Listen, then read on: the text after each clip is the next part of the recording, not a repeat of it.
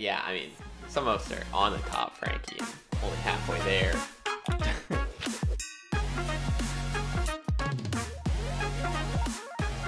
Welcome to an episode of the Anyone But Cam Fantasy Football Podcast. I am one of your hosts and one of your commissioners. My name is Frankie, and sitting across the internet from me is Cam. Cam, how are you doing on this lovely Friday morning? Ooh, it is a lovely Friday morning. We just got to experience some quality Thursday night football that I was watching on my phone while sitting in a Regal cinema. Uh, and S Darn, as you know, going off. We love to see it. Yeah, I will say, when I checked my TV listings and saw that the game was the Houston Texans on primetime, I decided I will not be watching that tonight with my day. But yeah, I'm glad it was cool to see Estarn go wild for you. 300 yards and 2 touchdowns. So really, it's pretty good for streaming. But yeah, it got your week off to a really strong start here, which is really great because you need a bit of a bounce back from last week. But we'll get to that. Wow. Thank you all for joining us for another episode. We're going to start off here with our week 2 recap. As always, we'll go ahead and talk about our waivers, anything else that we have on our minds. Then we'll go into our week 3 preview, the final week of division play for this first part of the season. We do have a mailbag question as well at the end, so look forward to that. Yeah, unless you have any objections, Cam, let's get this rolling. Let's roll into it. Alrighty. So Cameron, you were here for your very first note. I'll let you start off here. Matchup of the week lives up to the hype. Oh, yeah. Me versus Jake Logan, we were the alphas of the alphas, both undefeated week 1, rolling into week 2, and boy howdy, I was glad I scored more than 80 points. I'll tell you what, after how the start of the week went. Yeah, too. Yeah, I mean, look, going from 120 to 87 isn't great, but it's not as bad as going from the 130s to 72, Jake. Suck it. Yeah, I almost doubled up your score, which would have been interesting, and we both got a win. So at the end of the day, it doesn't matter how you win, just that you got the W. Win, baby. Yeah. So yeah, speaking of, like I said, I was the highest scorer of last week. Tyler number 2, and then Lassie, my opponent, at number 3, putting up 142.6 points and losing. My God, that is unfortunate. And the worst part is, I started Mark Ingram and he lost to me. So sorry, Lassie. Other than that, headlines from last week, Greg stepped up out of seemingly nowhere. I mean, Aaron Jones explosion in prime time. Mike Evans grabs 2 tutties. Tyler Boyd has a pretty decent game. Nothing else too spectacular after that, but I mean, just solid performances all around in this team and really stepping up to show that he's not one to completely gloss over this season. Greg's here to play as well. Oh yeah, we kind of counted him out after Labby and Envy had an excellent week 1 and playing Greg who had a poor week 1, but gotta show there's a reason we play these games. It's not all Very simulations like Justin wants to think. Very true. Alrighty, I think those are probably the biggest headline grabbers through week 1 for sure. So let's just go ahead and talk about the waivers from this week. And Cam, some hotly contested players at the very top here. You grabbed Tony Pollard for $47. Now, if you click on that little total bids thing, you can see that I put down $3. I meant to put down 30. Not that it would have mattered anyways. That would have been a little embarrassing. But you went ahead and paid $47 for the backup running back. How do you feel about that?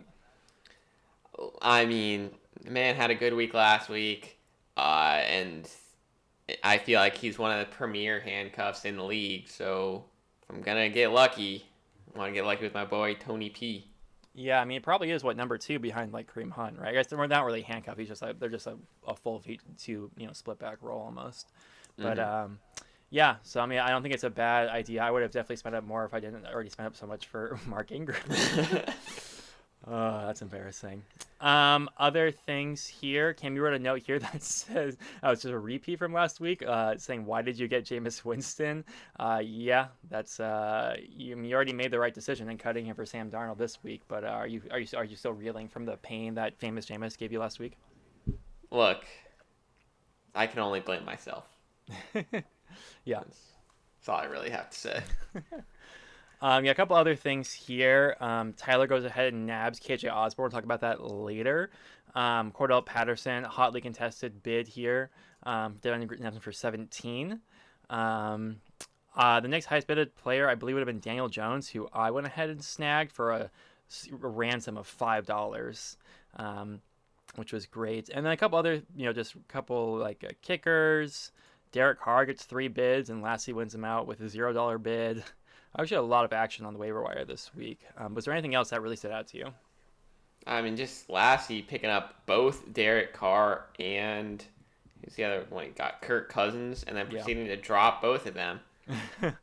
Just these people have feelings, Lassie. Come on. Yeah. Yeah, I think they'll be very. I think Kirk Cousins of all will be very disappointed to hear that Lassie cut him from his fantasy team. He does not like that. That's a man who does not care. Okay, speaking of not caring, that's a weird transition. Let's talk about our next week, week 3 preview. Get excited here. Last week of division play. We're going to start off, as always, with the studs and stoners. And we'll start off here with Logan versus Lassie. So, starting off here with Logan's side of the ball, it was a tough week for the wide receiver 8 for Carolina, Robbie Anderson. 2 targets, 1 reception for, what was that? 8 yards on a 64% snap percentage. Wow, that's and that's impressively bad. I don't know even how that happens, but yeah, that's really tough. Other things on his team, we talked last week about how powerful that Kyler Murray and DeAndre Hopkins could be. But Nuke Hopkins went ahead and got 4 targets last week, pulled in 4 receptions for 54 yards and a touchdown, having a decent week, but nothing insane like you would want to hope for. Nothing like really heart-stopping you'd be wanting from DeAndre Hopkins. Kyler's going to be the QB1 all season, it seems like. But I question if Kyler Murray has a new BFF in town and if his name is Rondale. Of course he is. Rondale's the same height. They have so much to talk about. They're going to be best friends. Do they get brunch together? Even better. They get 4th meal together. Yeah, that's a bond you cannot break. So sorry, Logan, your season's probably over. Other things on his side, there's more news about Josh Jacobs being potentially out this week. And it's a good thing he has Kenyon Drake, who so far in game 1 rushed for 1.83 yards per carry, and last week ran for 1.29 yards per carry. But he's getting some work through the air, so it's not the worst play in the world, but it certainly isn't great either. Starting DJ Chark this week as well, who went ahead and got 1 catch last week. And we all know the troubles that are happening in Jacksonville. And I'm not loving a lot of the stuff on Logan's side here, especially after that really rough Thursday night to start. Looking more over to Lassie's side, though, Antonio Gibson's had a pretty slow start to the season so far. He's likely to get a touchdown, I believe, in this game or the next one, just for the sake of regression. He's had 33 carries already. I feel like it's only a matter of time before he breaks in just statistically. So I'd be looking forward to that if I'm on Lassie here. A little bit of concern with Dalvin Cook as well, though I probably expect him to play. But that'll be a really big part of Lassie's win if you can get him to play or not. If not, I think the favor swings a little bit more back into Logan's side. But overall, I really like everything that Lassie has going on. Jalen Hurts doesn't have to be a good passer to be good at fantasy, which is great for him. Tyson Williams is doing really well. Cooper Kupp, Darren Waller, Julio Jones even nabbed 6 receptions last week. So I'm liking a lot of stuff on Lassie's side here. Overall, I'm definitely feeling more Lassie's side for this matchup here, especially after considering how well Brandon Cooks did Thursday night and how poor Robbie Anderson did last night. Oh, yeah. No, this is an easy Lassie pick here. I mean, Logan. Have you looked at Logan's bench? Le'Veon Bell, Jamar Jefferson. Yeah, Jamar Jefferson, James White, 2 kickers, and an extra defense. Yeah, can you explain to me why he's not starting James White? I feel like that's a better play at this point than Kenyon Drake. My guess would be because he hasn't checked his lineup, but yeah, we'll never really know. And then, I mean, his really only hope is that Josh Gordon signs to a team and plays this weekend, so Lassie feels obligated to start him and just get a few points from him. Or is Josh Gordon still technically a Seahawk? Oh my god. I don't know. No, the blurb says he's not on a team, but he still has the Seahawks behind him. So. Oh, I wonder. Yeah, I guess he's probably. Yeah, I don't know. Well, we'll see. Yeah. But that's a rough draw for Logan. Lassie looking to reach 2-1. But on the other side of studs and stoners, we have you, Frankie, going up against JP. And I think the real headline of this matchup is that we got Lamar Jackson on JP's side going up against white Lamar Jackson on your side, Daniel Jones. The one that leads the league in quarterback rushing yards, I think. You got your Tennessee stack that still hasn't really boomed for you. Like, obviously, Derrick Henry went off last week, but A.J. Brown didn't really pull through last week the way that you want, but it's not like it really mattered for your team. So it'll be interesting to see if you can ever get both of them to kind of go off cohesively, and that would be pretty deadly, but we haven't seen it yet. But then JP's team also has some things that can be deadly, but haven't really yet. Justin Jefferson hasn't really had that breakout game. George Kittle's been pretty quiet this season, but a lot of people like him for coming off doing some more this season. And then Lamar Jackson playing against Detroit could be a bloodbath. Love to see it. And then he's even got Sony Michel on his bench, where Darrell Henderson might not be able to play this weekend. And I'd kind of be looking for that as a sneaky play from JP. Mm-hmm. But it's really rough because you've already had both your teams play on Thursday. And, while Frankie did start Mark Ingram, even though, he could possibly be able to play Alexander Mattison if Dalvin Cook is out this weekend. Yeah. I don't think that's really going to tank your team because DJ Moore really came through, and then the heart of JP's team, Christian McCaffrey, got hurt and only put up 5 points. So that's really going to be tough for Jake to overcome. Yeah, I mean, I think Jake's team is really dangerous. Like, I think they're pretty high variance. And the good thing for me is that, like, McCaffrey is one of the high variance ones, and like could explode any week, and this week is not the week. Also, Mike Davis is going to be is going to continue to be split back, which is just means he has just no firepower from his running backs. So I just need to feel like a decent game from Derrick Henry, and nothing too crazy. I feel like I feel like I'm favored in this one at this point, even though I started Mark Ingram again. Moving on though, what you got next? Yeah, alrighty. That was the end of Studs and Stoners. So let's move into the alphas here. We'll start off here with Tyler versus Cam, of course. Looking on your side, Cam, as we just talked about, Estarn looking hot in prime time. 300 yards, 2 touchdowns, and 11 yards off of 8 carries. That's the kind of rushing numbers we want to see here from our boy Estarn. Other players in your team, Joe Mixon is catching the Steelers. Defense had a really good time. A lot of men in our defensive line down. It's debatable whether or not TJ Watt will play. So it's definitely a really good time to meet that usually scary defensive front. Other things in your team, your receiver core is looking pretty dang strong. Calvin Ridley draws a bad matchup this week, but it's still Calvin Ridley, so I'm not too worried about it. Rondale Moore, as you said, is Kyle's new BFF. Kelsey's going to do his Kelsey thing. Woods, has a really strong baseline. Any week he could put up 2-3 touchdowns, just kind of what he does.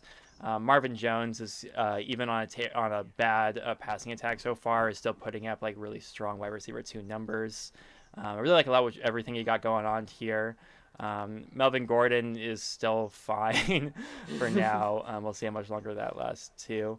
But overall, I do like a good amount of stuff on your side, and it's really nice that you had a solid start from Sam Darnold.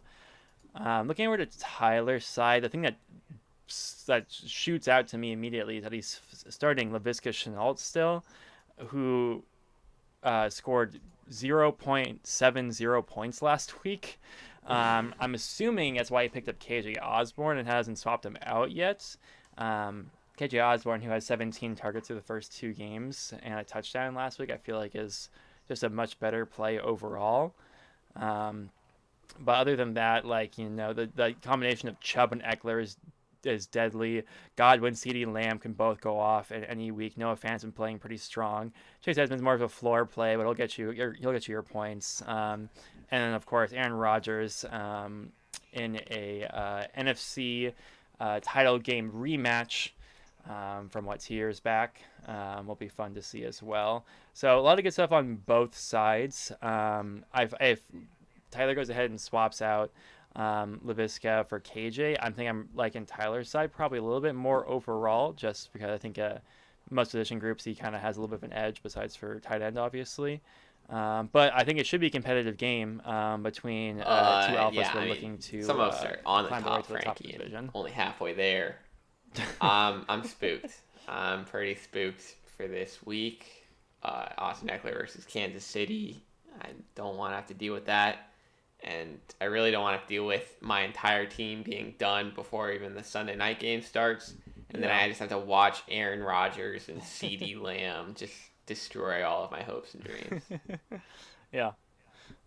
But Maybe at least maybe at that point darn you won't have helped any. So maybe at that point you won't have any hopes or dreams, anyways. Who knows? That would be even worse. Yeah, but I'm gonna win anyway because that's how the season's going, Tyler. I'm sorry, you're gonna have your worst week. That's what I do. Yeah, I was thinking to myself before we started podcast, like, oh my god, is Dylan the worst 2-0 team of all time? And I looked at your team and I was like, oh my god. I really want to do some analysis to see how often did 2-0 teams in our fantasy league make playoffs, but too lazy. Yeah. But moving on to teams that aren't undefeated, Devin and Jake. We got some good stuff going on here, except for Devin's team because he currently hasn't won a single game. Yeah. And he's got some interesting start-sits going on. Right now, let me just make sure this is still current. Yeah, he's benching Amari Cooper. He's benching Devonta Smith, both playing in that Monday night Dallas-Philadelphia game that could be a shootout. I'm not sure how I feel about that. But you look at his team, and you can't really argue against Marquise Brown. He's been super hot this season and playing against Detroit. Mm-hmm. Juju, I don't really know how I feel about it, but Deontay isn't playing this weekend, so you can kind of understand. CEH hasn't really done much this season, but, you drafted him in the second round, Devin, so I guess you're kind of pot committed there. And then Courtland Sutton has been excellent, so I understand that one. But it's tough. He's playing the momentum game rather than the ADP game for everyone except for CEH. And I don't know, if I were him, I'd definitely bench Juju and CEH for Devonta Smith and Amari Cooper. But yeah, absolutely. Who am I to say? I've only won 2 games. Yeah, yeah. I was gonna say yeah. Like yeah. At this point, I feel like you got to throw everything at the wall. You got to go with the high ceiling plays. Are you saying that that's not Juju Smith-Schuster and Clyde Edwards-Helaire? Yeah, no, I'm saying you got to throw in your Amari Cooper. You got to throw in your Devonta Smith. You got to hope for those 11 catches, 130 yards, and a touchdown games to push over the top. Because starting 0-3 is not quite a death sentence, but it's pretty close. I agree there, but he's got some hope because while Devin's team's been losing and has some interesting start-sits, Jake's team has been losing players, which is going to lead to some interesting start-sits. Deontay Johnson, as previously mentioned, is on Jake's team, not playing this week, so Jake's got to replace him. Elijah Mitchell looking doubtful, but Jake does have Trey Sermon, so that might be good for him, just giving him a bit more clarity. But you can never really have clarity with that San Francisco backfield this season, so we'll see what goes on for him. Oh my god, I just saw the note that you put. See, I was hoping you'd make a bigger deal out of Trey Sermon starting. I was gonna do the whole stone cold last breaking, sound effect and everything. But we don't do that for Trey Sermon. He's probably not even gonna be the third back this week, and they're just gonna instead have Kerryon Johnson go off, and then Devin's gonna drop $80 a fab on him, and then he's gonna get cut. Yeah, that would be ideal, I think. But, we have some interesting stuff going on defense here. That's what I really am looking at, because Jake's got the Cleveland defense going against Justin Fields' first start. It's a pretty risky play, but could play off really high. And then Devin's got Cardinals going against Trevor Lawrence, who's been a turnover machine a little bit this season. So there's going to be some picks going on there. Absolutely. Who do you think you got overall? I mean, Devin's currently favored 83%, but that's mostly because Jake's has Elijah Mitchell and Deontay Johnson in his lineup combining for one projected point. Yeah. Uh, so once he fixed that with, say, Trey Sermon and Brian Edwards, I guess. I mean, or Darnell Mooney. Yeah, if you want to. Have two Bears players playing against the defense that you have playing. Go ahead, Jake. Yeah. And also, God, you're playing Miami's kicker when they have Jake Brisket starting. At least, Devin's got that stack of the Broncos with Teddy Bridgewater, Colin Sutton, and the Broncos kicker. These teams are just getting funnier and funnier. Yeah, Devin wins if he fixes his lineup. That's my call. Alrighty. Cool. Let's move on here to Rotlack then. We'll start off here with Greg versus Justin. Speaking of 0-2 teams, Justin trying to avoid that 0-3 death sentence. And Cameron, sound the alarm bells. We have a kicker flex off. Oh my god! Wow. Can you believe this?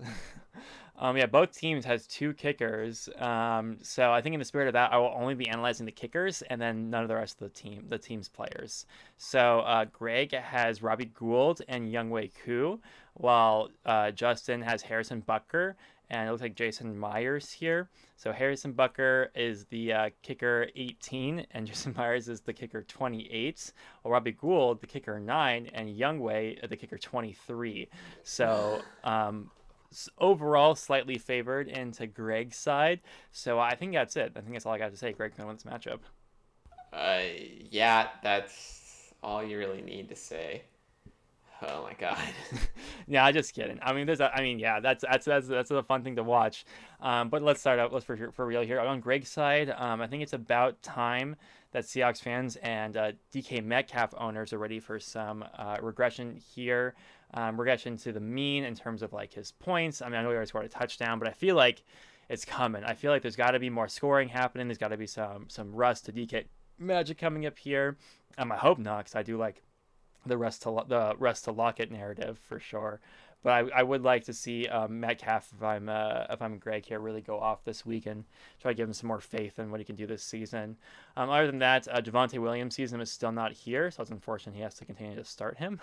But Aaron Jones' season is here. We're going up against San Francisco this week. Should be a pretty fun matchup overall. Other than that, Greg's got some more question marks here. Tyler Boyd's a fine wide receiver 4. We guess he's starting a wide receiver 3, which isn't amazing. Mike Evans is Mr. Touchdown dependent, it seems, so far this season, so don't love that either. And then, I guess that's pretty much everyone on this team, right? I already talked about both of his kickers the receiver play. So, some good stuff on Greg's side, but I'm not, loving a whole lot of the upside unless that Russ and DK stack really goes off. On Justin's side, I see he's pushing to not go 0-3 to start. And he's doing so by starting AJ Green and players like Robert Tonyan, who I'm seeing now is the tight end 10 on the season so far, which isn't terrible, but it's not amazing either. And you look on his bench of players who can actually play this week, and it's Baker, Elmat, and Devontae Parker, so not a whole lot of options either. He really staked his claim on the AJ Green train, which is interesting. But the upside really starts in the first half of his team with Patrick Mahomes, Alvin Kamara, Kareem Hunt. And then we hope to see a little bit more from Kyle Pitts still here as well against the Giants. But I don't know. I don't love a whole lot from either side of the team here. I think it's probably slightly Greg favored. It's a 70% to 30%. I don't know that I really agree with that. I guess it really just comes in the discrepancy of receivers. I guess I'm probably more on Greg's side here, but I'm pulling for Justin so he doesn't become completely demoralized in week 3. I think you're too late on that, my man. I mean, Justin has, 3 bench spots that are just sitting there empty for no reason. Come on, my dude. This is Yeah. the commissioner we're talking about. It's not great too on Justin's side as well, because I had a note here because Kamara and Hunt last week combined for less than 11 points. So even though he has those big names, like it's hard to say week to week. Those especially if the Saints are such a team in transition, it's hard to say what Kareem's going to do any given week. But yeah, that's I'm hoping for you, Justin, but probably overall would be betting on Greg here. Yeah, nah, it's Greg. He's shown that he can show up against big opponents. Now he just has to not drop one against little opponents. Fair enough. Alrighty, last match of the week. Matchup of the week. Oh my gosh. Yeah, we got undefeated Dylan going up against the favorite for Rotlack, Mahomes alone. And I think this would be a pretty good one. I do have a bone to pick with Dylan, though, because right now doesn't have a kicker on his team, which we know, blasphemy in this league. Right. And then he's also rostering 3 quarterbacks. 2 of them are rookies. So I don't know why you're doing that, my dude. And he also has 3 rookie wide receivers sitting on his bench, none of which have really given you any indication that you want to keep them besides maybe Rashad Bateman. But like Amon-Ra St. Brown's done basically nothing for the Lions, and Terrence Marshall is like doing what you'd expect of a third wide receiver on a team. Congratulations, Dylan. Get a kicker, idiot. Yeah. Because he's not going to be able to keep up with Envy and Abby without one. The rock of his team, Darrell Henderson, looking pretty sus this week. And I guess that means you got to move James Robinson up from the flex and then flex, Jacoby Myers in the spot. Congratulations. Throw in Terrace. You can't throw in Terrace. He already played. Oh, no. Yeah. And then even the wide receivers that aren't on his bench haven't been great for Dylan. Devontae Adams, got a good amount of yards against the Detroit last week, but hasn't really had any pop-off games. Allen Robinson as well, just been kind of, hasn't even scored double-digit points yet this season and has scored a touchdown, so that's not great. We'll see if Justin Fields can help that, but I don't know if I'd feel confident about it. And then Adam Thielen popped off week 1 and has been Dylan's best wide receiver, but I just don't know how much confidence I have in him continuing on this kind of run he's doing. And then Juwan Johnson, tight end 1. What did I say? According to Dylan, had 1 catch for 23 yards last week. Congrats. That's all the yards for 1 catch. Yeah, impressive. He is a tight end 5. It's not going to be able to keep up with TJ Hawkinson, though. Tight end 3, who's been going off for Abby and Envy. Good for them. We love our boy TJ. But besides that, there's other questions on Abby and Envy's team, too. Like T. Higgins, hurt. Probably not going to play this week. Yeah. And looking at their depth, they got Sterling Shepard, who's probably going to be a good start this week, so I can feel good about that.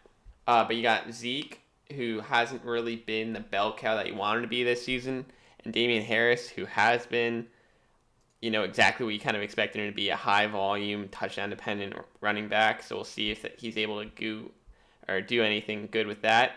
Keenan Allen has been kind of the wide receiver, too, for the Chargers. Definitely putting up a lot of good yards, over 100 both games, but that's, not going to be enough to, explode your team if he's not, the alpha on his team. And then DeAndre Swift, we'll see how much he can continue just being that dump-off workhorse for the Lions. We love our boy DeAndre.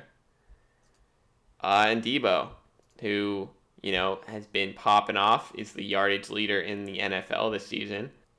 I don't know. Just, is he going to keep that up? Is the team just an illusion, Frankie? Or is it actually the juggernaut we thought it might be? I can't say that I think it's an illusion. Injuries happen. So you can't just completely write off a team because injuries are happening. But, I don't know that we thought – I don't know that they're the full juggernaut. I think they're still a very strong team T. Higgins out really hurts. You could always just swap Debo in, and then you could, Sterling or even, Singletary isn't like someone you love to play, but he has a decent enough floor. And a lot of times we'll break for a touchdown too. So yeah, maybe not super high ceilings this week. But I don't know. We do have Brady versus the Rams, which should be a fun one as well. I can't say that I think they're an illusion, but I also don't think they're looking quite as good as we thought after week 1. Yeah, and I don't know. Dylan's definitely not looking like an alpha, but I do think he's just kind of got the luck streak going to where he's going to pull this off. Yeah, I mean it's very possible. I hope not, but that would be interesting. Just for the sake, I don't want to have to hear Dylan's ego grow any larger in fantasy. But yeah, okay, cool. That was our preview for week 3 here. And Cameron, we do have one mailbag question, and I was requested not to read it until I got to the episode. So I'm going to open up my email here now. And here it is. It's from Envy, and I'm going to read it. It says, important question. If Mahomes alone were to go to playoffs or further, is there a possibility of getting a rat as a prize? Thank you in advance, as I'm sure this won't be a problem. Smiley face from Envy.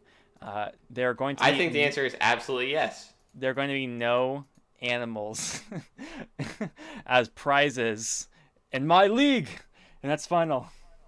Listen. I understand that you think you're a commissioner here, Frankie, and that's cute.